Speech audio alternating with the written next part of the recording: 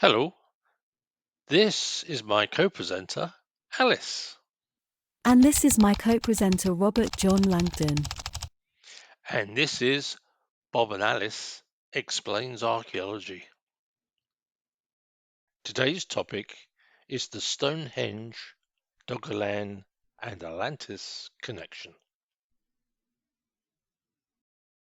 The third book of my trilogy aims to weave together the discoveries made across Britain, focusing on Stonehenge, to shed light on a civilization that archaeologists have termed the megalithic builders.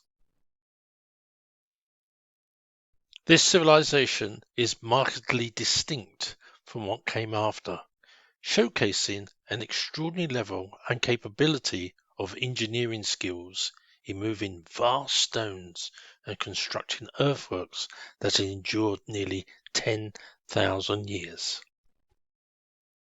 Their achievements are even more striking when compared to the structures left by the Romans, who occupied these lands for hundreds of years, yet left very few enduring monuments. The megalithic builder's legacy, characterized by iconic structures such as Stonehenge, reveals a sophisticated understanding of both engineering and astronomy. Their ability to align massive stones with celestial events suggests a deep connection to their environment and a complex societal organization capable of undertaking such monumental projects. This civilization's accomplishments in stone construction and earthwork highlight their technical prowess and their cultural and spiritual values, as many of these sites are believed to have served practical and functional purposes. In writing this third book, I aim to connect the dots between various megalithic sites across Britain and explore the knowledge, skills and motivations of the people who built them. By examining the evidence left by the megalithic builders, from the stones they transported and erected to the earthworks they shaped, we can gain insights to a civilization that continues to fascinate and inspire despite its distance in time. Exploration is an academic exercise and a journey into the heart of a civilization whose creations still stand as a testament to human ingenuity and perseverance. The megalithic builders may have vanished into the mists of time, but their legacy endures, inviting us to marvel at their achievements and to contemplate our own place in the continuum of human history. The megalithic builders, a fascinating civilization from our prehistoric past, operated on a scale and with a level of cooperation that transcends modern conceptions of boundaries and nation-states. Their domain spanned northern Europe, a testament to their widespread influence and shared cultural or technological practices. Unlike the segmented and often isolated cultures that followed, these ancient builders engaged in monumental constructions that served both the living and the dead, creating long barrows and dolmens as eternal resting places and linear earthwork canals and stone trading circles for the living. One of the most intriguing aspects of their civilization is the central role played by an area now submerged beneath the North Sea, known as Doggerland. This now lost land, which succumbed to rising sea levels approximately 9,000 years ago, was once a vital part of a massive Mesolithic landscape. Doggerland connected the British Isles to mainland Europe, serving as a crossroads for people, ideas, and goods. The remnants of this landscape, including the Dogger Bank, provide a tantalizing glimpse into a world where megalithic builders thrived, interacting with their environment and each other in sophisticated ways. The disappearance of Doggerland due to post-glacial sea level rise did not merely result in the loss of a land. It marked the end of a significant chapter in human history. This transformation from a vast, interconnected landscape to a series of islands fundamentally altered the trajectory of European civilization. The megalithic builders' legacy, however, remains etched in the stones and the earthworks that dot the landscape of northern Europe, enduring monuments to their engineering prowess and their cosmopolitan outlook. Their achievements compel us to reconsider our understanding of prehistoric societies, challenging us to appreciate the complexity and depth of human ingenuity long before the advent of written history. The megalithic builders remind us that the desire to connect, communicate, and commemorate is a fundamental aspect of the human condition. The Stonehenge Connection.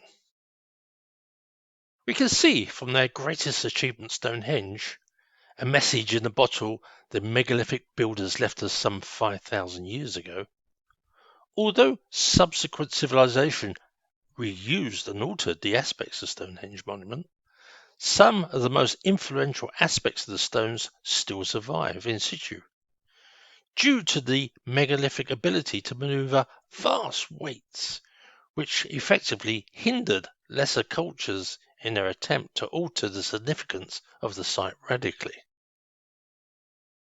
Doggerland, the now submerged landmass that once connected the British Isles to mainland Europe, represents a significant part of Mesolithic Europe's landscape.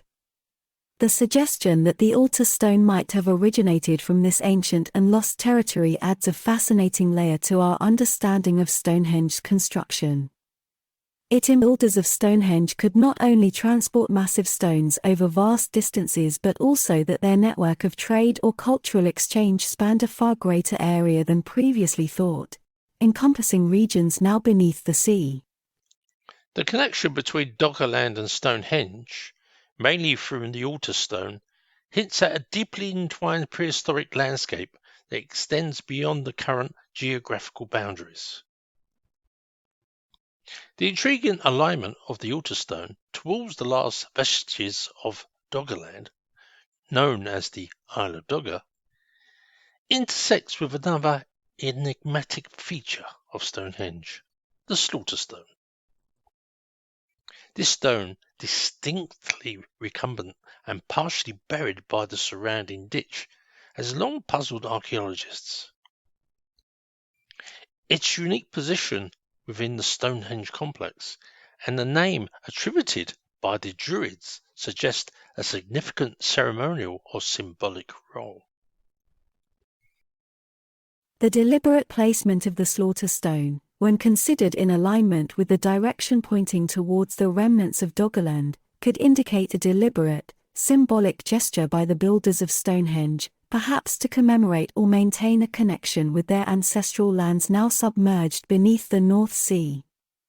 This alignment and the specific use of stones from distant locations underscore the profound sense of purpose and meaning the Stonehenge builders invested in the site's construction. These potential connections to Doggerland expand our understanding of Stonehenge's geographical and cultural significance and invite us to consider the broader networks of communication, travel, and exchange in prehistoric Europe. The use of stones from such distant sources and the possible alignments with lost lands hint at an intricate web of relationships and a deep historical consciousness among the people who constructed Stonehenge. The potential links to Doggerland offer a tantalizing glimpse into the minds of the megalithic builders, revealing a world where memory, landscape, and the movement of materials were intimately connected. These insights challenge us to look beyond the immediate vicinity of the prehistoric monuments and to consider the vast, now-hidden landscapes that were once integral into the lives and beliefs of these ancient peoples. This hypothesis challenges the conventional archaeological narrative and suggests a level of sophistication and reach in prehistoric societies that is only beginning to be understood. It underscores the importance of reconsidering and expanding our investigation into the origins and connections of the materials and people involved in creating monumental structures like Stonehenge. As we uncover more about these ancient builders, their methods, and their world, it becomes increasingly clear that their achievements were far more complex and interconnected than once imagined, bridging lands now separated by waters but once part of a vast, interconnected landscape. The Atlantis Connection. The completion of the quest to pinpoint the homeland of the megalithic builders marks a significant milestone in our understanding of this remarkable civilization. The evidence of their extraordinary engineering achievements, from constructing monumental stone structures like Stonehenge to creating extensive earthworks such as Silbury Hill, underscores the sophistication and capabilities of these ancient architects and engineers. Without the modern machinery and technology we rely on today, their achievements in construction speak of a profound understanding of the environment and a remarkable ability to manipulate natural materials to their will. Given the scale of their constructions and the distances over which materials, such as the stones used in megaliths, were transported, it becomes clear that these builders possessed sophisticated means of transportation. The absence of roads supporting the movement of such massive stones across vast distances suggests that ships and boats were essential to their way of life. Waterways would have served as the arteries of trade, travel, and communication, connecting distant communities and facilitating the exchange of goods, ideas, and cultural practices across Europe. This reliance on maritime technology indicates that the megalithic builders were skilled engineers, architects, and adept sailors and navigators. Using boats would have allowed them to traverse prehistoric Europe's coastal and riverine landscapes, enabling the widespread distribution of their megalithic culture. Such capabilities would have been crucial for orchestrating the large-scale cooperative efforts to construct the monumental stone structures that define their legacy. The comparison with the marine achievements of the Greeks and Romans, celebrated for their advancements in shipbuilding and navigation, underscores the significance of the megalithic builders' accomplishments. Their ability to harness the power of water for transportation and communication is a testament to their ingenuity and a critical factor in their success as a civilization. In summary, the megalithic builders' reliance on maritime technology for movement and communication across Europe highlights a sophisticated understanding of their environment and an unparalleled ability to manipulate it to their advantage. This aspect of their civilization offers valuable insights into the complexity of prehistoric societies and challenges us to expand our appreciation of their technological and cultural achievements. Plato. The Tale of Atlantis, as relayed by Plato, stands as one of the most captivating stories of antiquity, blending the lines between historical account and mythological narrative. Over time, the story of this advanced civilization that supposedly sank into the sea some 9,000 years ago has been transformed by modern interpretations and entertainment into something more akin of science fiction. This transformation has unfortunately obscured the significance of Plato's account, relegating it to the realm of mere fantasy in the eyes of many. Plato, a philosopher of unparalleled influence in Western thought, presented the story of Atlantis not as a myth but as a recounting of historical fact told to him by Solon, who had learned it from Egyptian priests. According to the narrative, Atlantis was a civilization of great power and technological prowess, with ships that traversed the globe and a highly advanced society.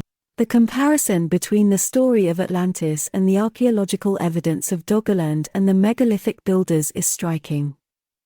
Like the Atlanteans, the people of Doggerland, who lived around 10,000 years ago, exhibited advanced capabilities, particularly in maritime technology. They built monumental structures and possessed the knowledge to navigate and sail to distant lands.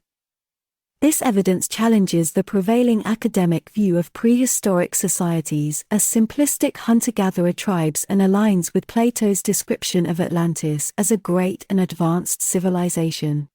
Moreover, the presence of notable figures such as Solon, a key figure in the development of democracy in ancient Greece, and Socrates, celebrated for his wisdom, in the dialogues discussing Atlantis, lends credibility to the account. Their involvement suggests that the story was taken seriously by some of the most respected thinkers of the time, who did not dismiss it as mere fiction. Some academics' reluctance to accept the possibility of an advanced prehistoric civilization is perhaps understandable, given the scarcity of direct archaeological evidence and the challenges of separating historical fact from myth.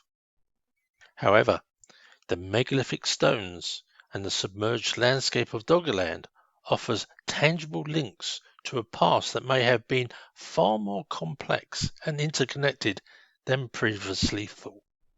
In reconsidering the tale of Atlantis, it is essential to approach it not just as a story of a lost civilization but as a prompt to explore the depths of human history with an open mind.